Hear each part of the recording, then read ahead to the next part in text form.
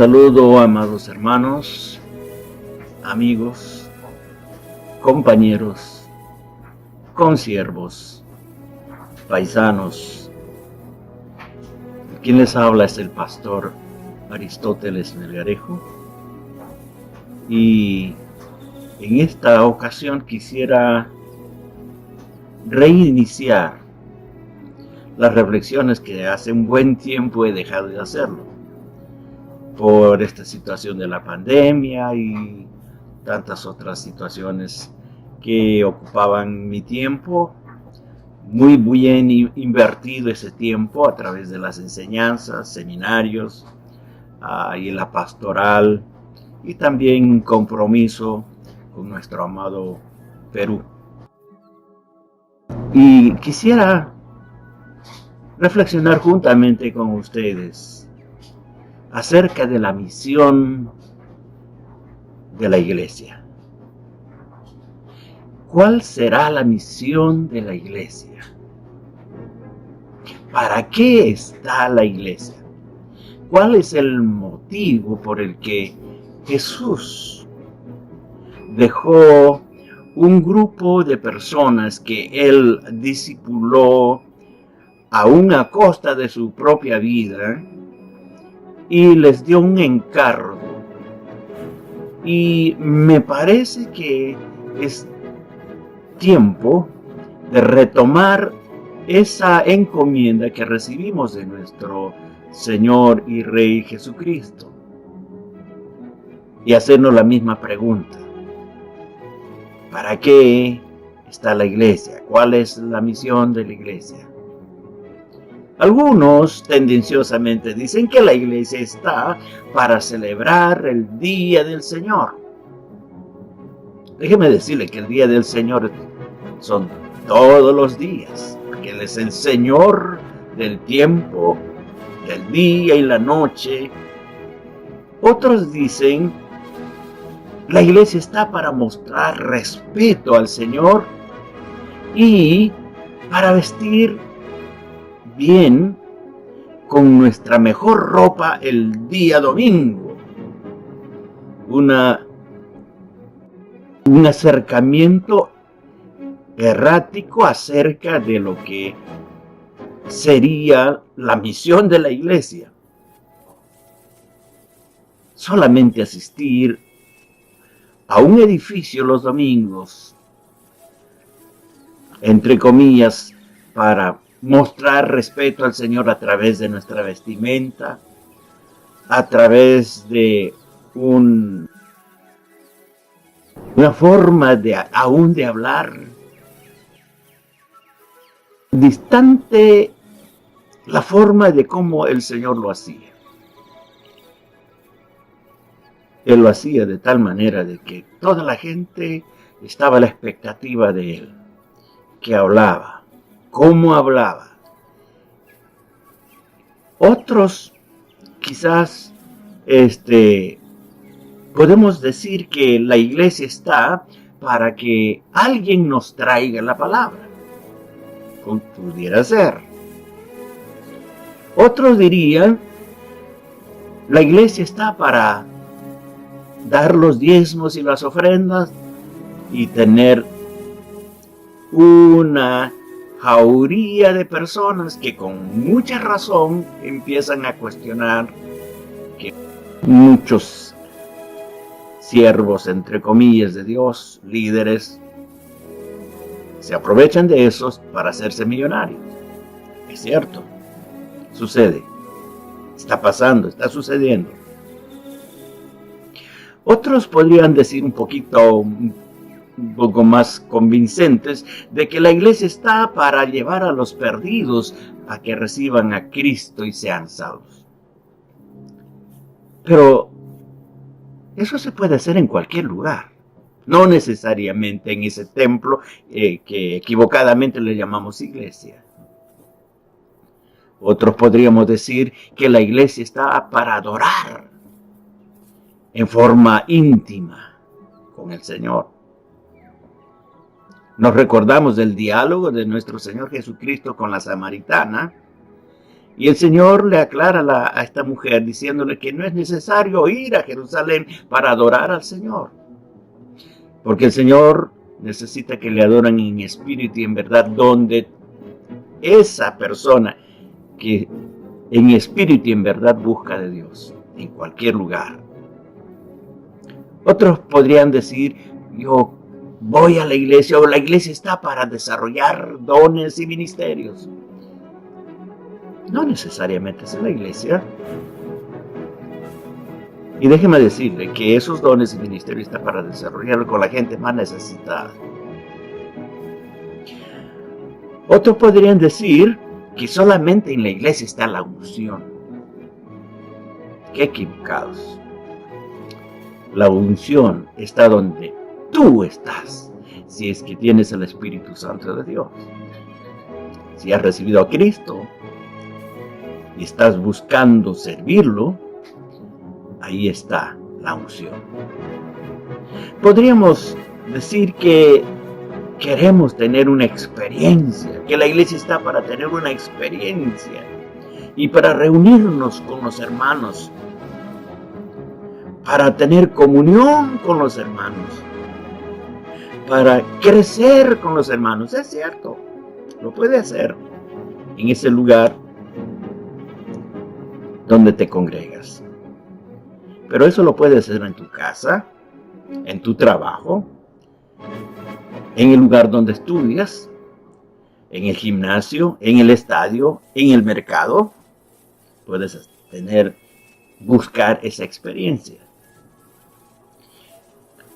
Algunos podemos decir que la iglesia está para que podamos dar testimonio al mundo.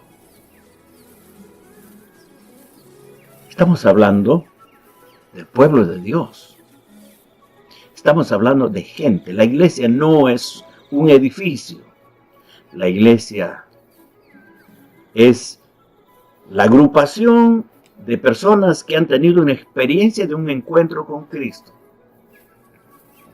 Una vez que han sido convencidos de su pecado, en ese momento dijeron, Señor, sí, soy pecador, estoy peleado contigo, estoy tan lejos de ti, pero te necesito, perdóname mis pecados. En ese momento, tú eres la iglesia. Tú eres la iglesia. Y ahora, estos templos se han multiplicado. Y hasta cierto punto, cuando hablamos de iglesia, no estamos hablando del pueblo de Dios, estamos hablando de una organización mecánica, insensible, donde los que la iniciaron con un corazón muy respondiendo, digamos así, al llamado del Señor. Honesto, puro, pero en el proceso se han ido convirtiendo en una competencia para el Rey y Señor de señores. Es decir, formaron su iglesia o su congregación y formaron su propio reino, donde no le dejan entrar al Rey de Reyes, donde no le dejan participar al Señor de señores. La iglesia no tiene camisetas. La iglesia es el pueblo de Dios. Por eso es que pensar a estas alturas, si eso no es la iglesia, entonces ¿qué es la iglesia? La iglesia son las personas que tuvieron un encuentro con Cristo, fueron transformados por la sangre de Cristo, perdonados por la sangre de Cristo y son transformados por la presencia del Espíritu Santo de Dios, haciéndose cada día con esa presencia del Espíritu Santo nuevos y haciéndonos a la imagen de Jesús. Eso es la iglesia. Es decir, tú y yo y toda la gente que aceptaron a Jesús como su Señor y Salvador. Eso es la iglesia. Si eso es la iglesia, entonces, ¿cuál es la misión de la iglesia? ¿Cuál es la misión de ese grupo de personas que han tenido la experiencia de un encuentro personal con Cristo? Pues, déjeme decirle, la misión de la iglesia es la misma misión que Jesucristo, nuestro Señor, desarrolló en el tiempo que estuvo ejerciendo su ministerio aquí en la tierra. Y déjeme decirle también de que Jesús nos dio un plan y nos lo explicó en detalle de cuál es la misión. Lo hizo a través de su vida. Por eso tenemos que preguntarnos, si la misión de la iglesia es la extensión de la misión de Cristo, entonces tenemos que decir, ¿para qué Cristo vino? Déjenme quizás repetir con ustedes el capítulo 4, versos 18 y 19 del libro de Lucas, donde el Señor, antes de iniciar su ministerio, entra al templo, a la sinagoga, y a él le alcanzan unos rollos, unos pergaminos, donde se lee una porción del libro de Isaías, y justamente lee este mensaje.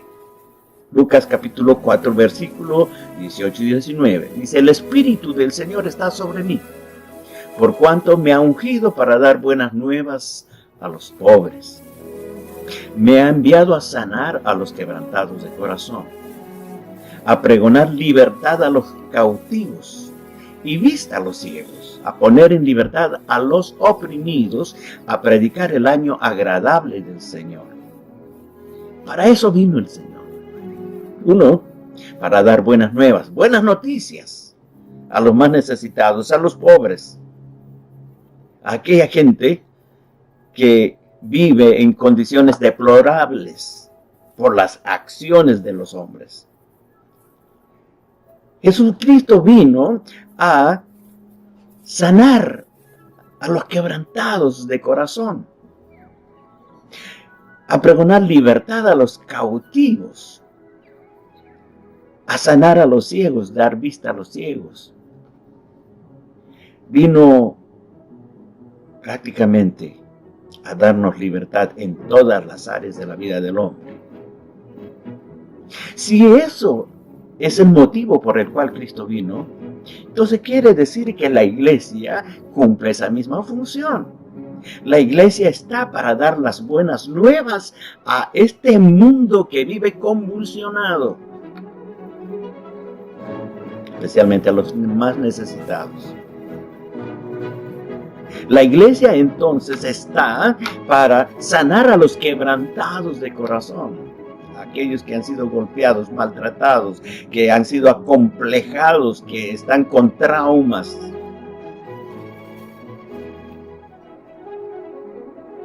La iglesia está para libertar a los cautivos, a los oprimidos, dar vista a los ciegos.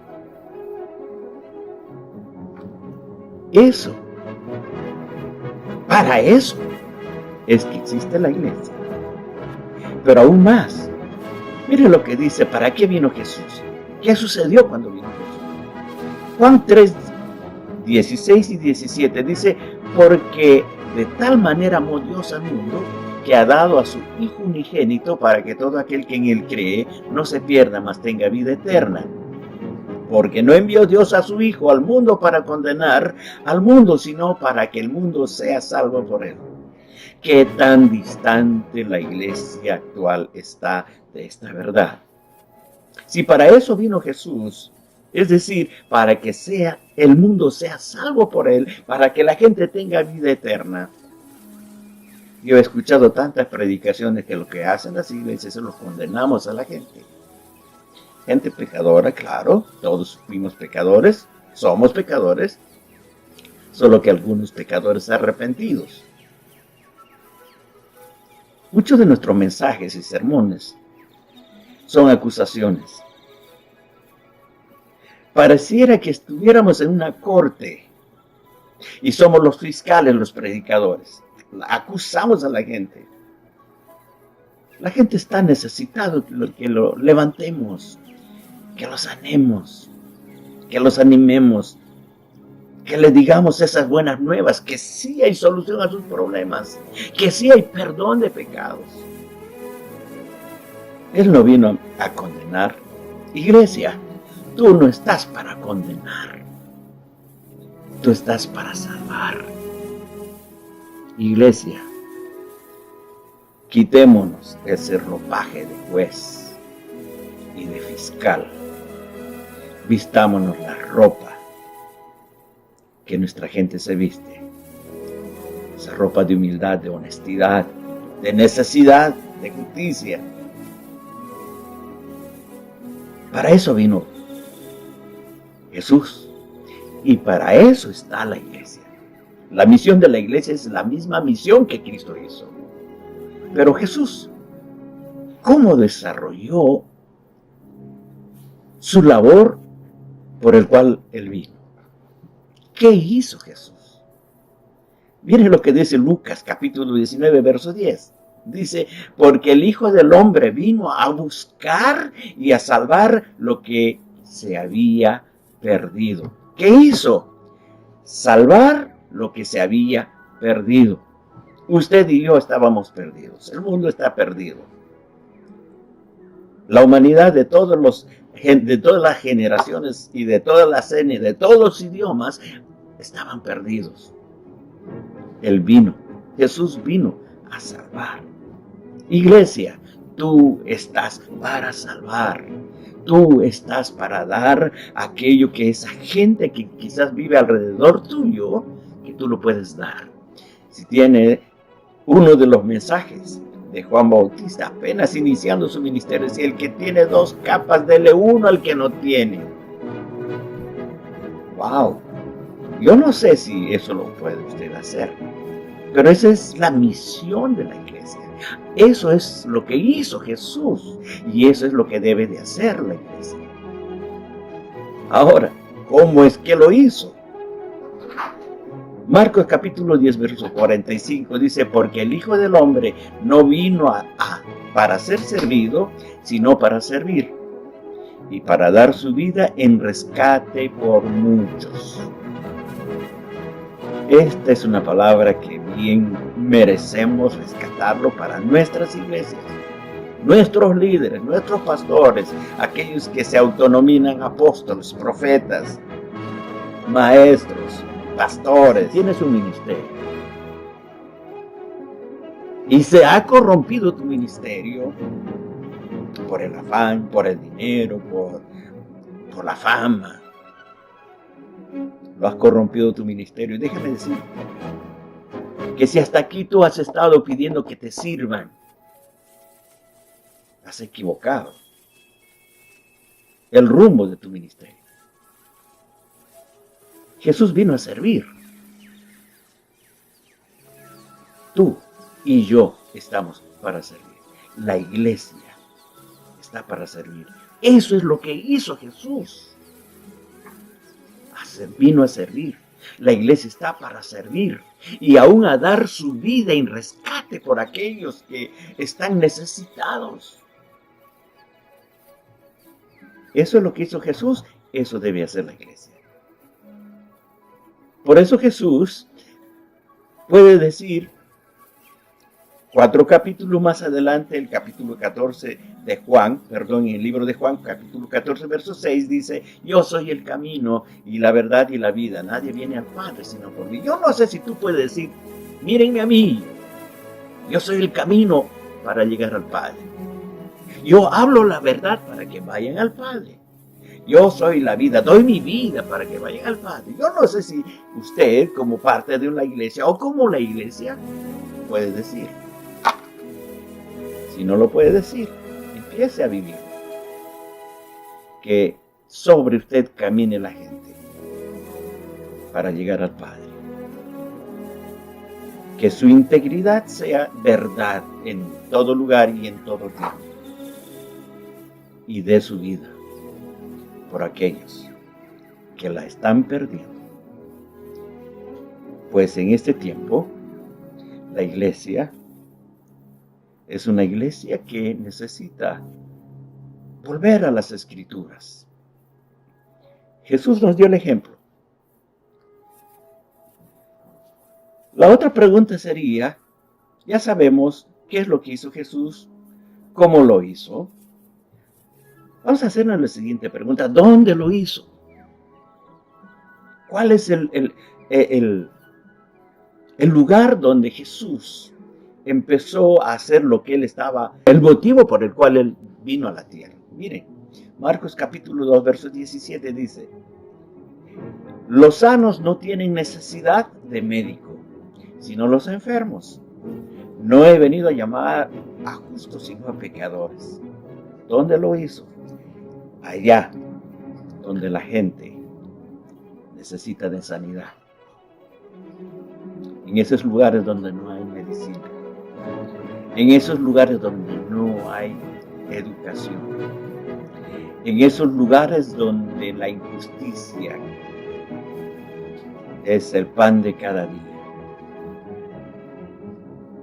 Ese es el lugar donde realmente la iglesia va a cumplir su función a cabalidad. Ese es el lugar donde hay necesidad.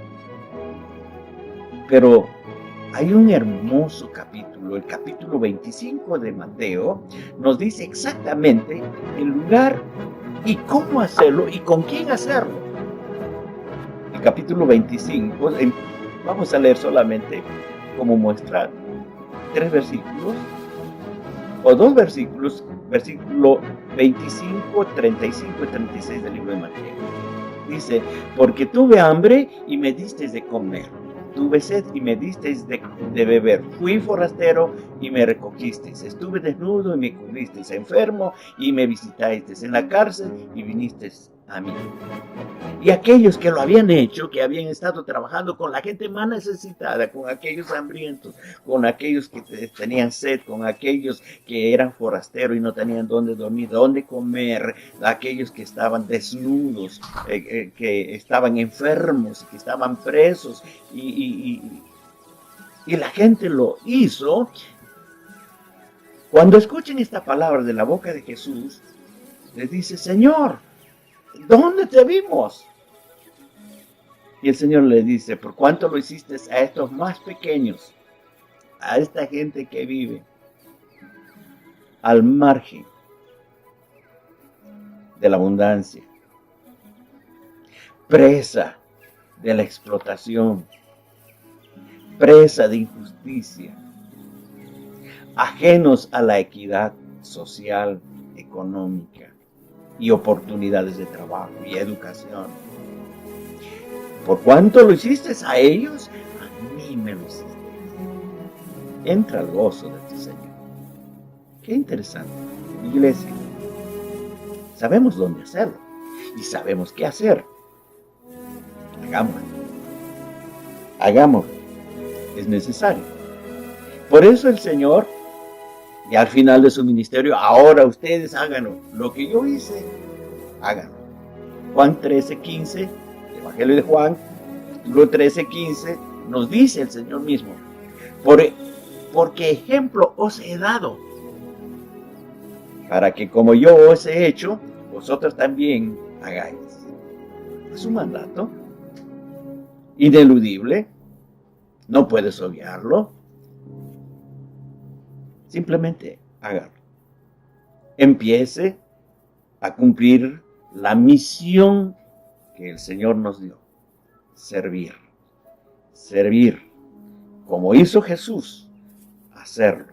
Hasta dar nuestra propia vida como Él lo hizo. Por eso, el Señor mismo se encarga de decir, de cierto os digo, el que en mí cree, las obras que yo hago, Él las hará también, y aún mayores hará porque yo voy al Padre. Eso dice en Juan capítulo 14, verso 12. Quiere decir que hay garantía de que si usted es obediente y continúa la misión de Cristo, quiere decir que usted hará aún milagros más grandes que el que hizo Jesús. Usted crecerá. Usted será una bendición para los pobres, para los necesitados y para aquella gente que hace todo el esfuerzo para prosperar. Usted será una pieza clave para ellos. Hagan. El Señor nos dice, ahora háganlo. Ejemplos he dado. Hagámoslo, amados hermanos. ¿Dónde empezamos? ¿Dónde empezaría usted? Hechos 1:8 dice de esta manera: y me seréis testigos en Jerusalén, en Judea, en Samaria y hasta lo último de la tierra. ¿Qué es Jerusalén? Tu casa, tu entorno. ¿Qué sería tu Judea? Aquellas personas que están fuera de tu entorno. Quizás tus vecinos, quizás compañeros de trabajo, compañeros de estudio, compañeros de equipo de fútbol, no sé, pero es ahí, desde ahí empieza, desde tu Jerusalén, desde tu hogar. La pregunta del millón: ¿cuándo lo voy a hacer? En el capítulo 3 y capítulo 4 del libro de Hebreos, el Señor, inspirando al escritor del libro de Hebreos, nos da una palabra interesante que creo que es necesario volverlo a leer y necesario para respondernos a esa pregunta: ¿cuándo voy a empezar mi ministerio? ¿Cuándo voy a empezar a servir al lugar donde Cristo me ha enviado? Dice el texto: por lo cual, como dice el Espíritu Santo, si oyeres hoy su voz, no endurezcáis vuestros corazones, como en el día de la provocación allá en el desierto. El texto dice: si oyes hoy su voz, no endurezcas tu corazón. ¿Cuál es la misión de la iglesia? Servir hasta morir. ¿Cuándo lo vas a hacer? Empieza hoy. Tenemos testimonios increíbles de personas que pues han sido maestros, siervos de Dios, y entre ellos un peruano que tuvo un ministerio, o tiene un ministerio todavía, me parece. Es nuestro hermano Samuel Escobar, un escritor, maestro. Y él dice, hablando de la misión de la iglesia, de esta manera: en un sentido amplio, el término misión tiene que ver con la presencia y testimonio de la iglesia en una sociedad. La forma en que la iglesia es una comunidad cuyos miembros encarnan una forma de vida según el ejemplo según el ejemplo de Jesucristo. El culto que la comunidad rinde públicamente a Dios, el servicio a las necesidades humanas que la comunidad emprende y la función profética de confrontar a las fuerzas del mal que destruyen a las personas y las sociedades. Mira lo que está diciendo nuestro amado hermano Samuel. Que la función de la iglesia es extendernos con la bendición que Cristo nos ha dado. Servir en todas las áreas de la vida social.